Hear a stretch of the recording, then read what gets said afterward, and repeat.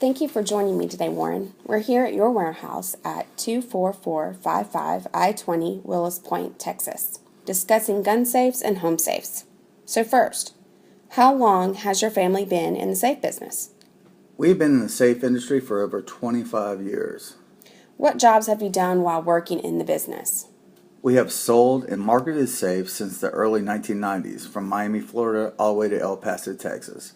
We have moved safes as large as 10,000 pounds, installed vault doors, brought safes upstairs. It's all technique, and we've literally seen it all. What brands of safes did you initially sell? What's the history of gun safes and the major brands? One of the first safes we sold was Browning safes, and then we sold some Liberties. We've sold just about every major brand over the years. At some point, we know all the products pretty well. What is your minimum requirements for legitimate gun safe? My personal minimum requirements for a residential gun safe is 10 gauge to 1/8 inch body, 1/4 inch composite steel door with 2 layers of steel to make that 1/4 inch, 60-minute fire rating at 1250 degrees with a Sargent & Greenleaf lock, a relocker, bolts on every side of the door, and a lifetime manufacturer warranty. What happened when the box stores started selling gun safes? Well, the big box stores are putting lipstick on pigs. They build a glorified foot locker, usually 14 gauge steel, put a lock on it, they put a fire rating sticker on it and call it a gun safe. The problem is not only on the security, but the fire rating. It's a huge exaggeration, and people lose irreplaceable valuables. What should somebody look for today in a gun safe? Well, first and foremost, people need to buy a safe backed by a manufacturer that stands behind the product. There is so much garbage out there. Make sure you buy from good people willing to educate you, who represent a great product and have a direct line of communication with the safe manufacturer. What brands do you represent, and why do you believe in those products over others? I currently sell Rhino safes out of Caldwell, Idaho. They have a great U.S. made line and an import line. Dakota Safes out of Tulsa, Oklahoma has a great import line. Lastly, Vault Pro USA out of California will custom build pretty much whatever your heart desires. I have visited all their operations or dissected their products and can assure you they are all seamlessly welded, have real fireboard, and will protect your valuables. The most important thing I can say today is you need to ask how the safe's made, and where it's made is secondary in that equation.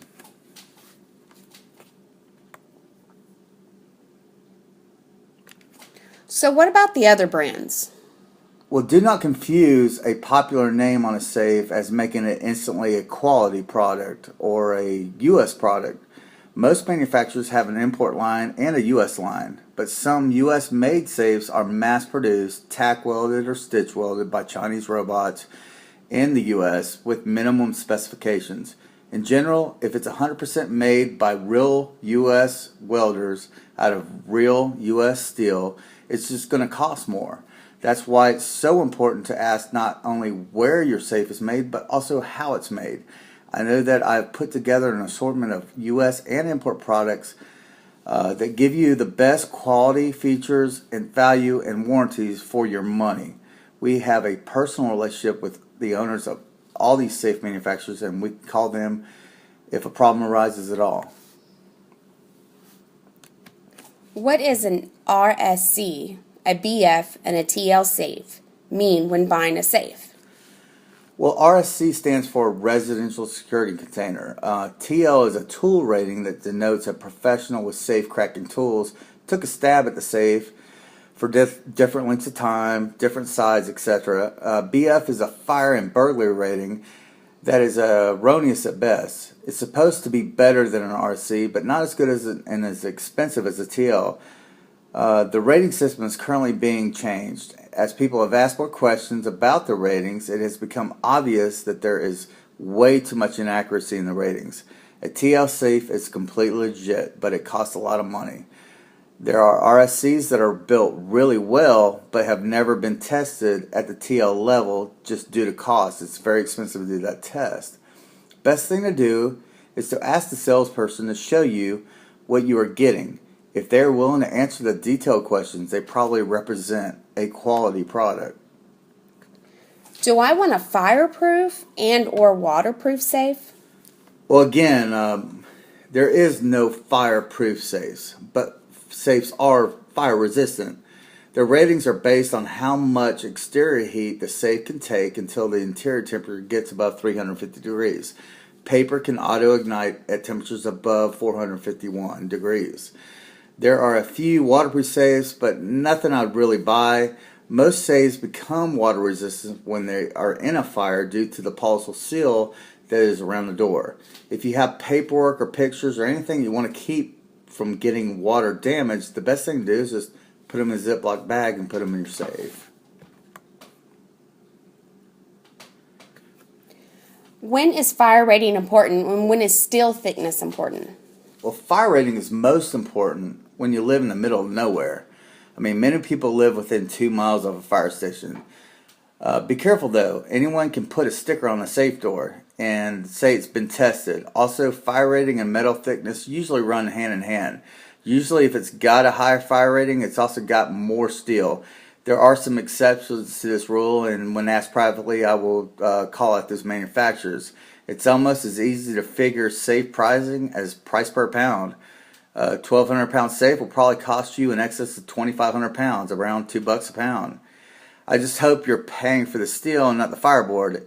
And if asked, I can tell you privately what you're really paying for. I usually bring a micrometer or steel gauge to gun shows to prove metal thickness. I'm going to get an ultrasound meter soon for people to borrow and check to see the competition's safe requirements very soon. In your long history of gun safe sales, what is a typical criminal like? What is more important, fire rating or security, or neither, both? Well, the typical criminal is in and out of your house in about 10 to 12 minutes. I mean, he's a coward who has no desire to be seen or run into a gun-toting Texan or any other Southerner. We covet what we value the most and usually keep it in our master bedroom.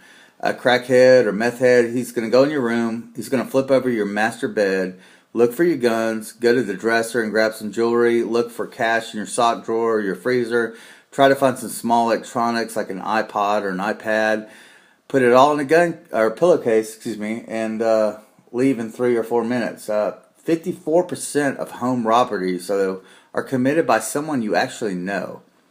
And in all the safes that are attacked with cutting tools, 99% of the time, if it's attacked by a cutting tool, it's a targeted attack by somebody that you quote-unquote think is a friend. So be careful who you trust and who you allow to see your safe. For that matter, you should be careful on who delivers your safe. If a criminal brings any tools, it's usually just a crowbar and maybe a hammer or a beater, and most of our safes have no problem dealing with those particular tools and objects. How should someone value what they spend on a safe in comparison to what they own? Well, most valuable rifles that I consider valuable cost at least $2,500 with a great 50 millimeter objective. I don't think it's unreasonable to spend twice that amount on a great gun safe. I've had clients with one weapon that cost over in excess of 30 grand, and I've had clients that put $500,000 worth of valuables in an $800 safe that weighs 500 pounds. Kind of sounds insane, doesn't it? What are your favorite bang for the buck safes? Your value for the money safes and your no limit budget favorite safes? Well, I like my Dakota import safes we buy from Scott Jones in Tulsa, Oklahoma. Bang for the buck. I mean, the ability to give someone a 10 gauge, hour and 45 minute fire tested gun safe that's 6 feet tall, 42 inches wide, 27 inches deep, with a Sergeant Greenleaf lock and a 1/4 inch steel in the door, lights, a 1,350 pound weight for less than $2,500. That makes me really proud. My U.S. made Rhino safes are built in Caldwell, Idaho. They are a veteran owned company by a retired Air Force pilot, Don Suggs. He has flesh and bone U.S. welders, a lot of them whom are vets as well. They are at work. Their safes are a work of art. They have some great features and they're great value. Lastly, Vault Pro USA is like the Jesse James custom USA made motorcycle. It's 100% American. They can build me up to a 1-inch thick steel safe and then line it with some A500 armor steel or stainless steel if you want. You can just get crazy with it. A safe with 2 layers of thick steel is considered a real vault. Tony Darling out in California, he will build me whatever you want and ask for, but you better bring your checkbook. And how about the competition? Look, I tell people all the time, I'm here to educate people. As the saying goes, the truth will set you free. I just could not sell something I didn't believe in. And if you don't have what someone is looking for, or I don't have what someone's looking for, I'll point you in the right direction. I'm all about getting you matched with what you're looking for.